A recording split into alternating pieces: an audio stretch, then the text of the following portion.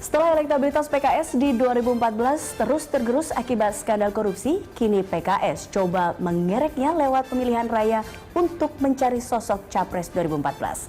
Bagaimana persisnya pemira ala PKS dan apa betul benar-benar demokratis? Simak dialog Indri Soekardi dengan Sekjen PKS Taufik Ridho. Ya, Pak Taufik, mengapa PKS menggunakan pemilihan raya pemira untuk mencari kandidat Capres 2014? Ya, jadi pemira di PKS itu udah biasa sebenarnya. Oh. Jadi ketika kita memilih misalnya anggota Majelis Syuro, itu juga melalui pemira. Jadi kita ada 5 tahunan. Jadi anggota Majelis Syuro itu representatif dari kader sebenarnya, karena kader yang memilih. Iya, lalu pertanyaannya mengapa tidak Presiden PKS saja yang langsung bisa maju untuk di kandidat Capres 2014 begitu? Atau Majelis Syuro gitu menentukan langsung gitu.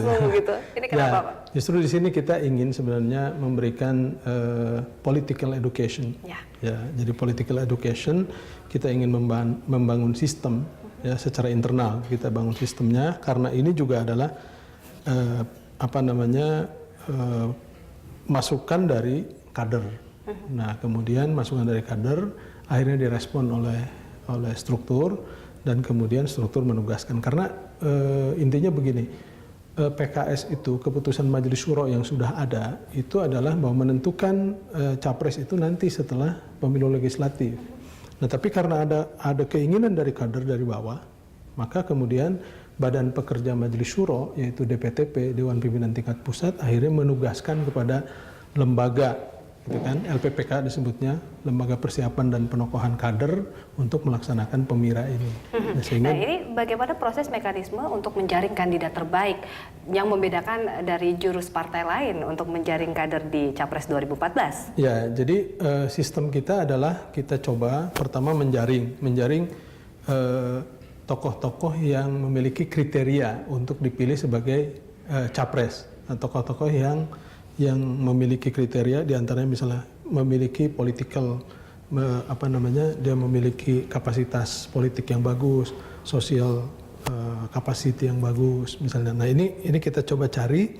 Nah, itu juga usulan dari bawah. Nah, setelah kemudian muncul sekitar 22 nama, nah itu baru kita lakukan pemira supaya dipilih nanti 5 nama oleh setiap kader yang nanti akan diajukan atau dibawa ke Majelis Syuro juga.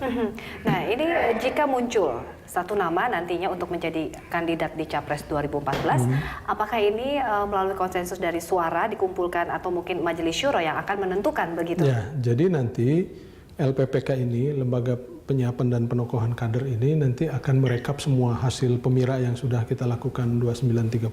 Ini kita rekap semua, nanti akan kita ranking.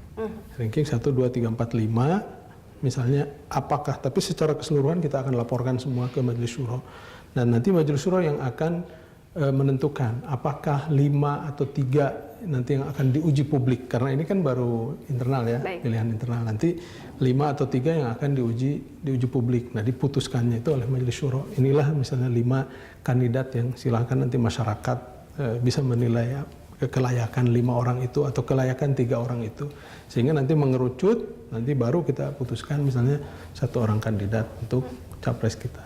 Ya, Pak Taufik, ini bagaimana proses dari pemilihan raya pemira di PKS? Dan nantinya mungkin terakhir Majelis Syuro akan ikut bertanggung jawab untuk bisa meloloskan 1 nama atau beberapa nama begitu?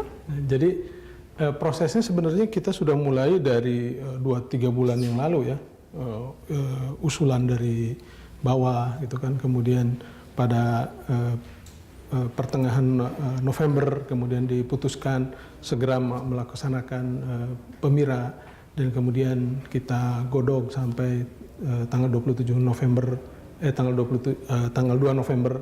Dari tanggal 2 November itu kemudian kita godok terus 7 November kemudian kita godok lagi, akhirnya kemudian kita putuskan pemiranya wilayah-wilayah siap melaksanakan pada akhir November.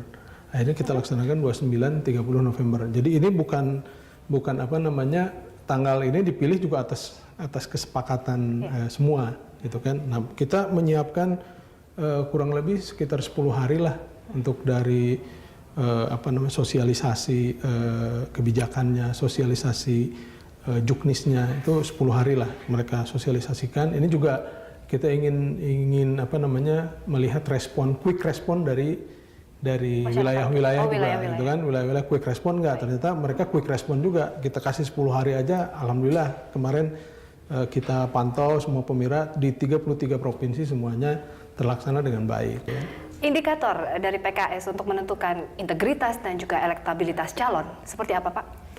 Jadi kita ada kriteria ya, ada kriteria sifatnya umum, kriteria yang sifatnya normatif, kemudian yang masuk dalam bursa juga sebenarnya tokoh-tokoh yang sebenarnya sudah mumpuni. Karena misalnya kalau ada pertanyaan, kenapa PKS nggak ngambil dari eksternal? Kenapa PKS ngambilnya internal? Nah, karena setelah kita flurkan ke kader sendiri, itu mereka mengatakan bahwa kita ini sudah punya pengalaman 15 tahun. Dan sudah banyak kader-kader PKS juga yang kemudian secara nasional namanya juga muncul, gitu kan. Pak Hidayat Nur Wahid misalnya yang pernah memimpin ketua MPR. Betul. Nah itu kan itu udah ketokohan nasional. Pak Anies Mata sebagai pimpinan DPR gitu kan. Itu kan kelasnya sebenarnya udah kelas nasional karena mereka duduk dalam lembaga tinggi negara gitu kan. Nah jadi ini pengalaman sebenarnya, pengalaman selama 15 tahun, kemudian ada level menteri, ada level gubernur yang memiliki kredibilitas yang cukup baik. Nah inilah mereka inilah yang kemudian menjadi bursa yang kemarin dipilih oleh kader-kader, itu kan, ditambah juga misalnya yang fraksi, kemudian ditambah dengan pengurus yang tingkat pusatnya. Baik. Gitu kan. Ya, terima kasih atas waktunya, Pak. Sama-sama. Ya, pemirsa, Sekjen PKS Bapak Muhammad Taufik Ridho dan saya Indri Soekardi untuk Let's Vote.